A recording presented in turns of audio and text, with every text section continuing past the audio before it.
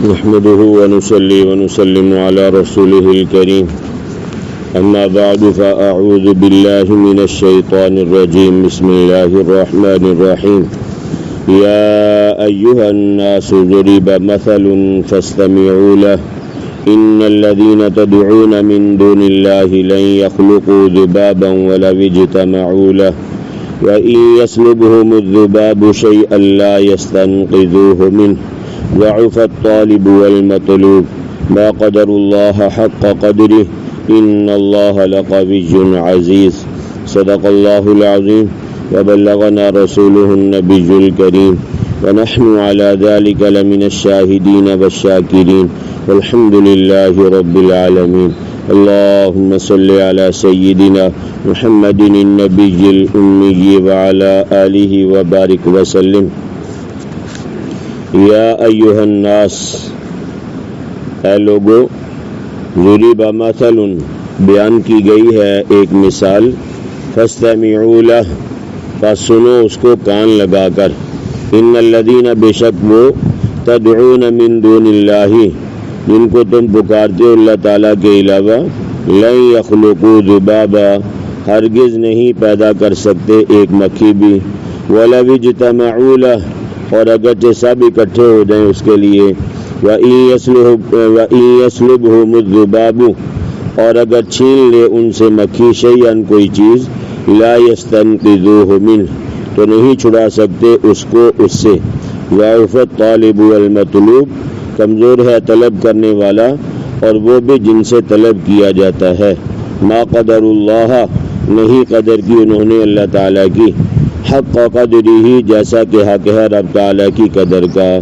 ان اللہ لقوی عزیز بے شک اللہ تعالیٰ البتہ قوی ہے غالب ہے عزیزان گرامی 17واں سپارہ سورہ حج آیت نمبر 73 اور 74 دو آیات کا ترجمہ آپ حضرات کے سامنے کیا ہے کل گزشتہ یہ بات ذکر کی تھی کہ اللہ تبارک و تعالیٰ نے اس بات کو بیان کیا ہے کہ جب مشرکین کے سامنے اور بدعتیوں کے سامنے مشرکوں کے سامنے دعوے توحید کو بیان کیا جاتا ہے قرآن کریم کی واضح آیات پڑھ کر سنائی جاتی ہیں یا بدعتی حضرات کے سامنے سنتوں کا تذکرہ کیا جاتا ہے تو ان کے چہرے بدلنا شروع ہو جاتے ہیں ان کے تیور بدلنا شروع ہو جاتے ہیں اور ان کو یہ بات اچھی نہیں لگتی کہ ہمارے سامنے یعنی توحید کا تذکرہ کیا جائے تو فرمایا ایسے جو لوگ قرآن سن کے جن کے چہرے بدلنا شروع ہو جائیں فرمایا ان کا ٹھکانہ دوزخ کی آگ ہے ٹھیک ہے بھائی آج کی اس آیات میں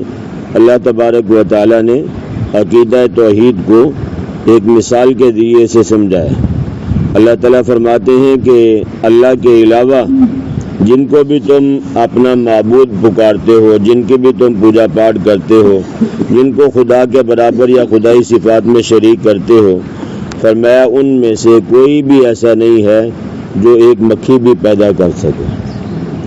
تو فرمایا کہ صرف تم نہیں تمہارے معبودان باطلہ نہیں بلکہ سارے کے سارے لوگ اگر مل جائیں اور مل کے ایک مکھی کو پیدا کرنا چاہیں تو فرمایا یہ حقیر مخلوق ہے ایک چھوٹی سی مخلوق ہے لوگ اس سے تنگ ہوتے ہیں اور میں ایک مکھی کو بھی پیدا کرنے پہ کوئی قادر نہیں ہے حالانکہ یہ کوئی بہت بڑی چیز نہیں ہے اور پھر فرمایا کہ مکھی تو دور کی بات ہے پیدا کرنا اگر کوئی مکھی تم سے کوئی چیز چھین کے لے جائے کھانے پہ آ کے بیٹھی ہے جو اس کا حصہ تھا وہ لے کے اڑ گئی فرمایا تم جب مکھی اڑ جائے تو فرمایا تم اس کے منہ سے چھینی ہوئی چیز بھی واپس نہیں لے سکتے تمہاری بے بسی اتنی ہے دعوے جتنے بھی مرضی ہو جائیں لیکن فرمایا اگر تم سے کوئی چیز چھین کر مکھی اڑ جاتی ہے تو فرمایا تم مجھ سے وہ بھی واپس نہیں لے سکتے اس سے یہ بات سمجھ میں آتی ہے کہ ہر چیز کا خالق حقیقی پیدا کرنے والا کون ہے بھائی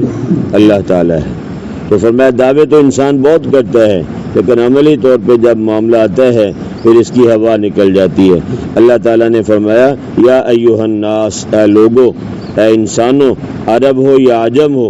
گورے ہو یا کالے ہو تمام انسانوں کو خطاب کیا ہے کہ اے انسانوں ضُرِبَ مَثَلٌ بیان کی گئی ہے ایک مثال، فَاسْتَمِعُوا لَهُ، استماع کا معنی ہوتا ہے کان لگا کر سننا، معنی ہوگا پس تم سنو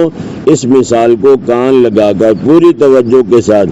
اللہ کیا مثال بیان کی ہے؟ فرمایا ان الذین تدعون من دون اللہ، بے شک وہ جن کو تم پکارتے ہو اللہ تعالیٰ کے علاوہ کہ یہ ہمارے حاجت روا ہیں، یہ ہمارے مشکل کشا ہے معاذ اللہ، یہ ہمارے دستگیر ہیں، یہ ہمارے فریاد رس ہیں، فرمایا کان کھول کر مثال کو سنو، لن یخلقوا ذبابا،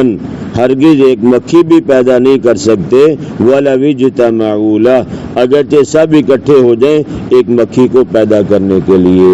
تو فرمایا کوئی ایک مکھی کو بھی پیدا نہیں کر سکتا، نہ فرد واحد، نہ پوری کی پوری جماعت، نہ پورے کا پورا گروہ، نہ پورے کی پوری انسانیت، سارے مل کر بھی ایک مکھی کو ہرگز بھی پیدا نہیں کر سکتے۔ فرمایا لن یخلقوا ذبابا، ایک مکھی بھی پیدا نہیں کر سکتے، وَلَوِ اجْتَمَعُوا لَهُ، اور اگرچہ سب اکٹھے ہو جائیں اس کے لیے،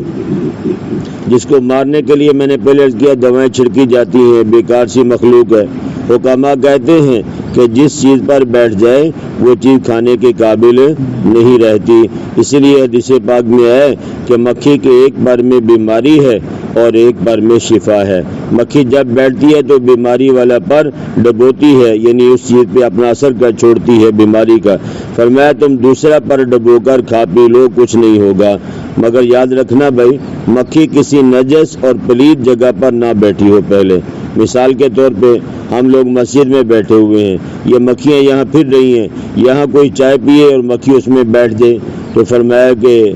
گر جائے تو فرمایا اس کو ڈبو کے کیا کر لو، چائے کو استعمال کر سکتے ہیں۔ یہاں صاف ماحول ہے، پاکیزہ ماحول ہے، ٹھیک ہے بھائی۔ اگر آدمی کہیں گندگی کے پاس بیٹھا ہوا ہے، ظاہر سی بات ہے وہاں مکھیاں کہاں سے اڑ کے آئیں گی بھائی، گندگی سے اڑ کے آ رہی ہوں گی، یہاں سے وہاں، وہاں سے ادھر، تو فرمایا ایسی چیز کو پینا مناسب نہیں ہے۔ اور کیونکہ ہمارا مذہب یہ پاکیزہ مذہب ہے، اور اس کے اندر فرمایا کہ ہر چیزوں کی جو نقصان دہ چیزیں ہیں ان سے شریعت مطہرہ نے منع کیا ہے۔ یہ حدیث شریف بخاری شریف کی ہے کہ مکھی ڈبو کر کھا پی لو، کچھ نہیں ہوتا۔ اور بعض لوگ اس حدیث مبارکہ کا مذاق اڑاتے ہیں، لیکن یاد رکھنا نبی پاک صلی اللہ علیہ وسلم نے جو بھی فرمایا ہے دنیا کی کوئی طاقت اس کو جھٹلا نہیں سکتی۔ تو اگر کسی کا جینا چاہے وہ ایک الگ بات ہے، لیکن یہ کہ حدیث مبارکہ کے خلاف کوئی بات کرنے سے اپنی زبان کو روک کے رکھنا چاہیے، کہیں ایسے نہ ہو کہ اس کی وجہ سے بندے کا ایمان ضائع ہو جائے۔ تو فرمایا جس کو تم حقیر اور ذلیل مخلوق سمجھتے ہو، تم سارے کے سارے مل کر یہ مکھی بھی پیدا نہیں کر سکتے۔ وَإِن يَسْلُبْهُمُ الذُّبَابُ، اگلی بے بسی کا اللہ نے تذکرہ فرمایا ہے، اور اگر چھین لے وہ مکھی ان سے کوئی چیز، لا يَسْتَنْقِذُوهُ مِنْهُ، تو نہیں چھڑا سکتے اس کو اس سے۔ تو جو ایک مکھی بنا نہیں سکتے، مکھی سے چیز واپس نہیں لے سکتے، وہ کہاں اس کے پیچھے اڑیں گے؟ فرمایا وہ تمہاری تکلیفیں کیسے دور کریں گے، تمہاری داد رسی کیسے کریں گے؟ تو اس لیے بھائی یہ بات ذہن نشین فرما لیں کہ اللہ تبارک و تعالی ہی ہر چیز کا خالق حقیقی ہے، اور تمام مخلوق کا رب العالمین بھی کون ہے بھائی؟ اللہ تعالی ہی ہے۔ تو عام طور پہ مساجد میں بھی دیکھا گیا، یا عام طور پہ بعض بدعتی قسم کے لوگ بھی اس طرح کی باتیں کرتے رہتے ہیں، امداد کن یا غوث اعظم، یعنی پیران پیر عبد القادر جیلانی رحمہ اللہ سے براہ راست مدد کو طلب کرتے ہیں۔ یہ بھائی شرک ہے، یہ کیا ہے بھائی؟ شرک ہے۔ ایسے شرک سے خود بھی بچنا چاہیے اور اپنی اولادوں کو بھی ان عقائد کے بارے میں بتانا چاہیے۔ حضرت عبداللہ ابن عمر رضی اللہ تعالیٰ عنہما، یا تو عمر رضی اللہ عنہ کے صاحبزادے ہیں، انہوں نے ایک بدعتی کے پیچھے نماز نہیں پڑھی، آخری عمر میں ان کے نا آنکھوں کی بینائی چلی گئی تھی، تو یہ نماز کے لیے تشریف لے گئے۔ تو جب نماز کے لیے تشریف لے گئے تو دیکھا کہ حضرت مجاہد یہ تابعی ہیں، یعنی یہ صحابہ کے شاگرد ہیں، انہوں نے صحابہ کو دیکھا ہے، تو تابعین میں سے ہیں، تو مجاہد رحمہ اللہ ابن عمر رضی اللہ عنہ کے ساتھ تھے۔ فرماتے ہیں کہ مؤذن نے اذان کے بعد کہنا شروع کر دیا، اور لوگوں جماعت کے ساتھ جلدی ملو، لوگوں جلدی مسجد میں آ جاؤ، ٹھیک ہے بھائی۔ حالانکہ نبی پاک صلی اللہ علیہ وسلم کے زمانہ حیات میں کیا تھا بھائی؟ اذان ہی اعلان تھا، اذان ہی کیا تھی بھائی؟ اعلان تھا کہ اذان ہوگی تو اس کا مطلب کیا نماز کا وقت قریب ہے، جماعت کا وقت قریب ہے، لہذا جلدی جلدی اپنی مصروفیات کو چھوڑ کے مسجد میں نماز کے لیے آ جاؤ۔ تو وہ اعلان کر رہا ہے لوگوں میں، لوگوں جماعت کا وقت قریب ہو گیا، جلدی آ جاؤ جلدی آ جاؤ۔ تو حضرت ابن عمر رضی اللہ تعالیٰ عنہ نے فرمایا اخرج بنا من ھذا المبتدع، مجھے اس بدعتی کی ہاں سے لے چلو، اس بدعتی کے پیچھے میں نے نماز نہیں پڑھنی۔ اب انہوں نے یہ کوئی بات غلط تو نہیں کی تھی نا بھائی، لوگوں کو نماز کے لیے بلا رہے تھے، کوئی بات غلط تو نہیں کی تھی نا، ٹھیک ہے، لیکن یہ بات آقا نے کی نہیں ہے۔ نبی پاک صلی اللہ علیہ وسلم کے زمانے حیات میں ایسا معاملہ کبھی ہوا نہیں ہے۔ آج کل کیا ہوتا ہے، نماز اذان سے پہلے صلاۃ پڑھی جاتی، درود و سلام پڑھا جاتا ہے، یعنی اذان کے بعد بھی کیا ہوتا ہے، صلاۃ و سلام پڑھا جاتا ہے، اور اس کو لازم قرار دیا گیا، ضروری پڑھنا ہے۔ اگر نہیں پڑھتا کوئی تو کہتے ہیں یہ درود و سلام کا کیا بھائی منکر ہے، ٹھیک ہے بھائی۔ تو اس طرح کی چیزیں نبی پاک صلی اللہ علیہ وسلم کے زمانہ حیات میں نہیں تھی۔ اگر کوئی اضافہ کرتا ہے تو وہ اپنی طرف سے اضافہ کر رہا ہے اور اس کو بدعت کہا جائے گا۔ حالانکہ حضرت بلال رضی اللہ تعالیٰ عنہ نے آقا دو عالم صلی اللہ علیہ وسلم کے زمانہ حیات میں ساری زندگی جو اذان دی ہے وہ اللہ اکبر سے شروع کی ہے اور لا الہ الا اللہ پہ کیا کی ہے بھائی، ختم کی ہے۔ اب لا الہ الا اللہ آخر میں کہا ہے، آخر میں محمد الرسول اللہ بھی کہہ دو، کیوں بھائی؟ جب ان سے کہا جاتا ہے بھائی یہ کیوں پڑھتے ہو، کہتے اس میں حرج بھی کیا ہے، الفاظ اچھے ہیں، اللہ کے نبی صلی اللہ علیہ وسلم پہ درود و سلام پڑھا جا رہا ہے۔ تو میں عرض کر رہا ہوں کہ اگر یہ الفاظ اچھے ہیں تو محمد الرسول اللہ بھی تو لفظ اچھا ہے نا بھائی۔ آخر میں لا الہ الا اللہ پہ اذان ختم کی ہے، محمد الرسول اللہ کو بھی ساتھ ملا دو، کیا حرج ہے؟ جب اضافہ ہی کرنا جتنا مرضی کرتے چلے جاؤ۔ شریعت نے ایک حد متعین کی ہے، اس سے باہر نکلنا پھر جتنا مرضی آگے چلتے جاؤ، پھر تو روک ٹوک ہے ہی نہیں نا۔ شریعت ہمیں منع کرتی ہے بھئی یہ تیرا دائرہ کار ہے، اس دائرے سے باہر نہیں نکلنا، نہ اس سے آگے بڑھ سکتے ہو نہ اس سے پیچھے ہٹ سکتے ہو، یہ شریعت ہے۔ جب آگے ہی بڑھ گئے، حد سے باہر نکل گئے، پھر بڑھاتے چلے جاؤ بڑھاتے چلے جاؤ، آدھے گھنٹے کی اذان کر لو، کون روکنے والا ہے؟ جب بھی کوئی پوچھے بھائی دلیل دو، بولو حرج کیا ہے، یہ کون سا الفاظ برے ہیں؟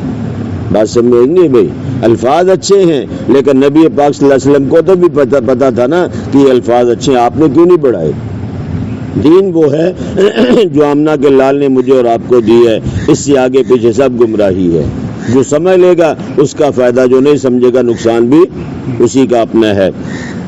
تو حضرت عبداللہ ابن عمر رضی اللہ عنہ نے اس بدعتی کے پیچھے نماز نہیں پڑھی، تو ایسے لوگوں کے پیچھے نماز پڑھ کے اپنی نمازوں کو ضائع مت کریں، یہ صحابی رسول کی سنت ہے۔ تو فرمایا کہ یہ سارے مل کر نہ تو مکھی بنا سکتے ہیں، اور اگر مکھی ان سے کچھ چھین کر لے جائے تو یہ اس مکھی سے واپس نہیں لے سکتے، اتنے بے بس لوگ ہیں۔ ضعف الطالب والمطلوب، فرمایا طلب کرنے والا بھی کمزور ہے اور جن سے طلب کیا جاتا ہے وہ بھی کمزور ہے، یعنی جو غیر اللہ کی عبادت کرنے والے ہیں وہ عبادت کرنے والے بھی کمزور ہیں، اور جن کو خدا کی جگہ پہ اپنا خدا مانا گیا وہ لوگ بھی کیا ہے بھائی، کمزور ہیں۔ اور میں یہ سارے مل کے مکھی تو بنا نہیں سکتے، یہ دستگیری کیا کریں گے، یہ حاجت روائی کیا کریں گے، یہ مشکل کشائی کیا کریں گے۔ اور میں اللہ کی ذات کے علاوہ کوئی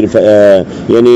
مشکل کشا اور حاجت روا نہیں ہے، اللہ کی ذات ہی مالک حقیقی ہے۔ دیکھیں ہم لوگ نماز پڑھتے ہیں نا، ایاک نعبد و ایاک نستعین، ہم صرف تیری ہی عبادت کرتے ہیں یا اللہ، اور تجھ ہی سے مدد مانگتے ہیں، ٹھیک ہے بھائی۔ نماز میں تو ہمارا یہ دعویٰ ہے، اور جب سلام پھیرتے ہیں تو سلام پھیرنے کے بعد فلاں بھی مددگار ہے، فلاں بھی دستگیر ہے، فلاں بھی حاجت روا ہے، فلاں بھی مشکل کشا ہے، تو پھر تمہارا دعویٰ کچھ اور ہوا، تمہارا عمل کیا ہوا بھائی،